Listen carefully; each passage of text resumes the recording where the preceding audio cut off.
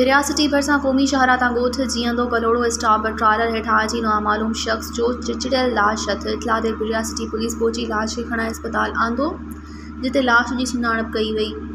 लाशनि जी सुञाणप संदसि मासा साजिद लाशारी बलोच कई, जंहिं फोती जो नालो मजीद पुट नवाज़ लाशारी जेको पंजाब जे शहर ज़िले लिया जो रहवासी हुयो।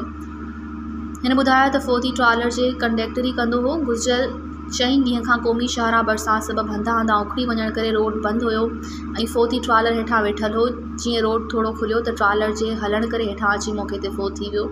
ॿिए पासे विरियासिटी पुलिस कानूनी घुर्जूं पूरियूं करण बाद लाश वारसनि हवाले करे छॾियो आहे। मज़ीद ख़बरनि ऐं तफ़सीलात लाइ विज़िट कयो असांजी वेबसाइट www.awamiNewsHD.com ऐं ॾिसंदा रहो अवामी न्यूज़ HD।